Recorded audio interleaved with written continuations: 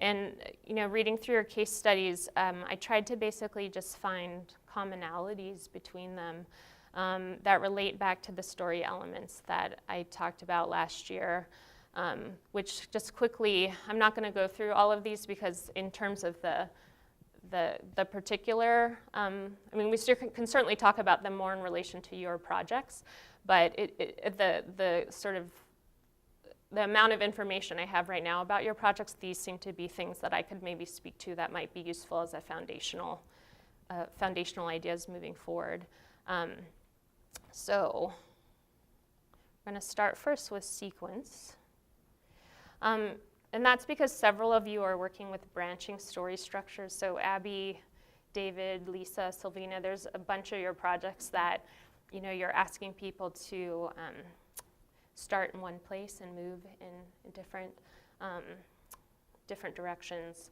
And I know this is a struggle too from, Julian, you've already done this, and I know it's been successful, and you've had other things you're not satisfied with. So the reason that the sequence of a story is how we make meaning. In a linear story structure, you're exposed to characters and events in a certain order that make you care about them and what happens in the story. When you allow audiences to take multiple directions to encounter those events, they might not be as equally compelling paths all the way. And so you're setting up a pretty high challenge for yourself to create equally compelling paths along any of these branches so that someone doesn't get bored or frustrated and just abandon the experience. It's really hard, and it's hard in every sector that works on this. Video game designers struggle with this. People who just work within interactive stories, in education fields, this is really hard to do. And no one solved it. So what I'm about to just say is to offer some thoughts on kind of how, this is where I'd love to hear more directly from people who've created these experiences to know what do you think works. But I wonder a narrative arc, having a strong narrative arc, I'm not going to show this GIF over and over again, it can be distracting, but basically a narrative arc is the kind of, again, this larger meta level of your story in which something changes, and changes in a significant way. For this poor goat, I'm not going to, poor guy. But what a narrative arc provides, especially as you begin a story, is that it's a way to provide coherence and offer closure to your audience as they move through that story. So some of you already have really strong narrative arcs. David, you're working with such a strong narrative arc that most people know really well with Lincoln's assassination, but Sylvina's project also suggests some pretty strong narrative arcs that are basically whether you have a successful or unsuccessful journey as an immigrant from one country to another. And so those arcs, they have a lot of narrative potential because they suggest the stakes of what happens to the people engaged. So for Lincoln's assassination, this clues you into the loss of a president is really significant to a country, but for immigrants or refugees trying to move from countries, the stakes can be life or death. So immediately that arc starts to kind of tell you why it matters what happens in this story. And narrative arcs can be thought of in relation to both the genre and master plot. So we consume so many stories. We are exposed to genres like romantic comedies and mystery and tragedy. And when you begin a story, you kind of know in what environment you are. But just by reading these constituent events, you can probably recognize this as a romantic comedy timeline without me having to tell you. So once you start a story that way, you've set up a certain amount of questions and expectations upon the part of your audience that you then have to satisfy unless you want it dissatisfied. audience, which I don't think many of us do.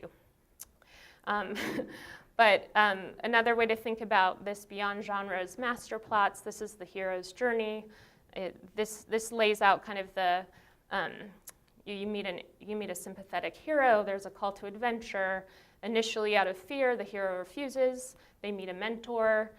Probably by now you're like, oh, that's Star Wars. Oh, wait, no, it's Lord of the Rings.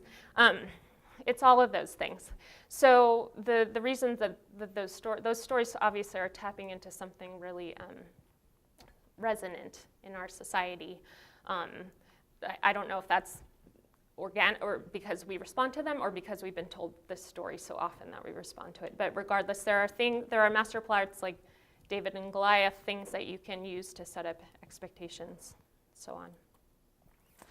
And again, genres, things like mystery, you are immediately telling your audience that a question has been raised and you're going to answer it.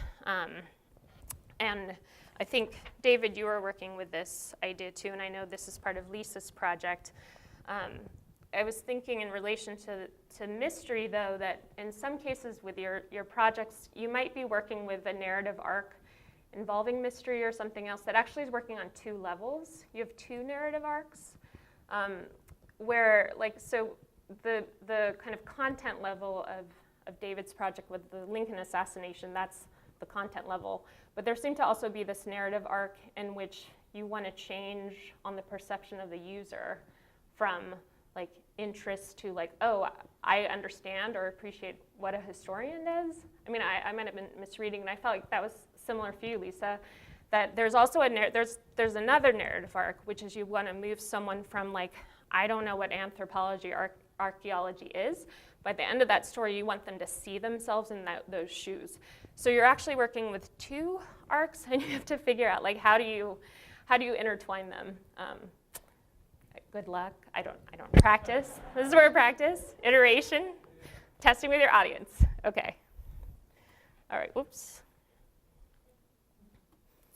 All right. Characters. These appear, I think, in almost all of your projects to some degree.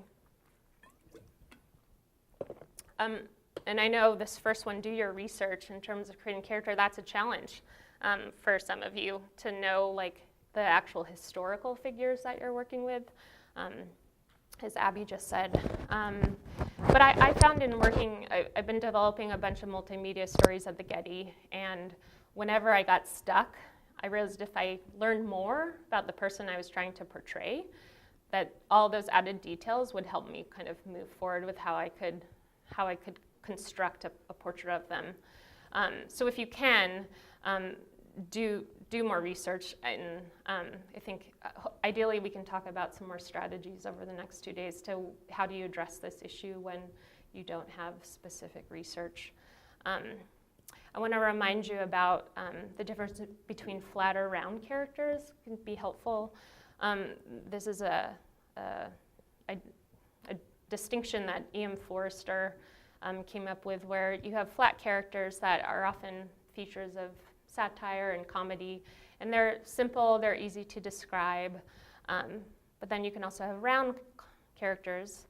This is Tyrion Lannister from Game of Thrones, if you don't recognize him, in which the same character can be an anti-hero and a hero, and you can layer archetypes on top of one character to make them really complex and hard to type. At the same time, flat and round characters both build on character archetypes that we recognize from genre and master plot. So, has everyone seen Lord of the Rings? Yeah. No, if you haven't, clearly you don't want to say. But so Frodo is our hero, and Saruman's our villain. Gandalf is our mystic, and Samwise is the sidekick, the heroic sidekick. But if you've seen these films or read the books, what I just said is not half the story about those characters. So you can use an archetype to, it doesn't mean it has to be a stereotype or not a complex character, but it's a place to start from to build, hopefully, an identity for your character that your audience will recognize and tap into.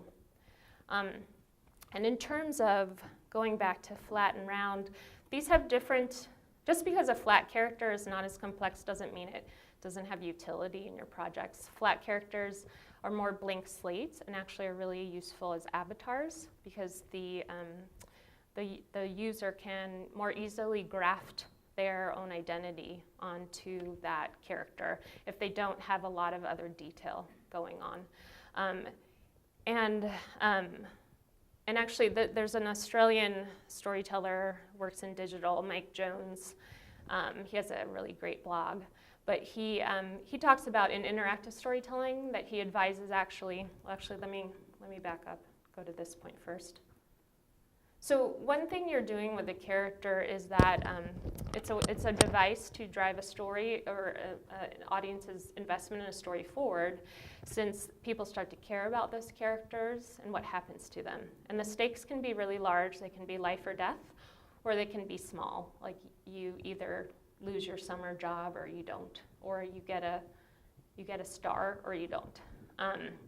But they aren't enough by themselves to make an audience care. And when you're working with interactive storytelling, it's actually really hard for someone to care about themselves as an avatar. Especially, say, like within a video game, if you know you have 3 lives, you don't care so much when you fall off that cliff. You just get to start again.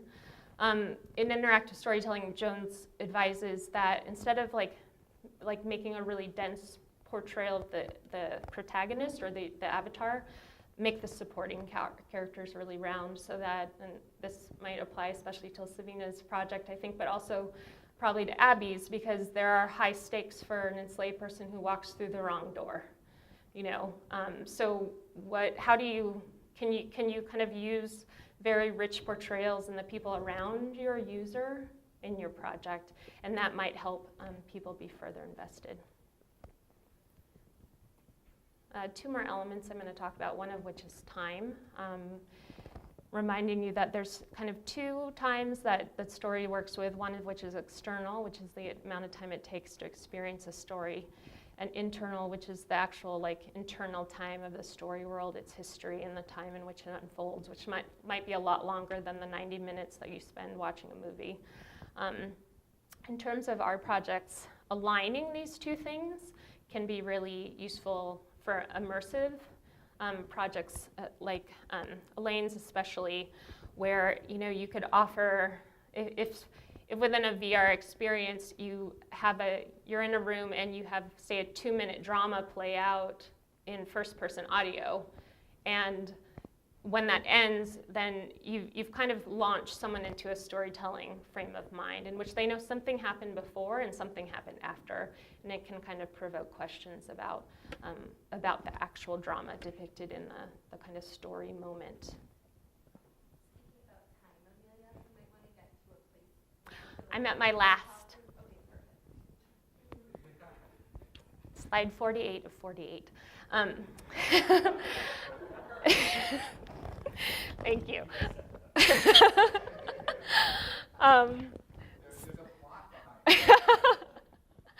So this is again, I know I harp on this, but really thinking about your audience in relation to stories. The audience, I've been saying that sequence is where people make meaning, but the people are making the meaning. So understand obviously the context of how they're going to experience your project. I was thinking about this in relation again to Elaine's project, where if they're in this space, are they by themselves with a device, or are they in a group with an interpreter? Those things are going to change, how much you need to say, both in the device itself, or how much information you need to layer directly in the digital part, or how much can be written to a script for the interpreter. But it also matters for things like, Alex, your project, you want people to look at a map and then venture off, like physical labor, into the museum, which I'm excited to go through Mia. I don't know how friendly it is, like for finding your way around, but the Getty is a nightmare, and I've been lost in the Met trying to read maps. So you are introducing this layer in which now you've told people to go find something else. And as they go, they're going to use the bathroom, they're going to talk about lunch, they're going to forget where they are in the story. So that's just a reminder to you that when they do get where you want them to be, you need to remind them where they are in the story and why they should care. So I know I said earlier, show, don't tell, but there's also, and you'll notice this if you listen to a lot of podcast stories, is that radio storytellers rely a lot on what's called signposting, where they actually tell you why something matters, because they know you're in your car or you're cooking dinner and your kids are screaming and you're gonna lose your place. So these are mechanisms to remind you how to get back where you were.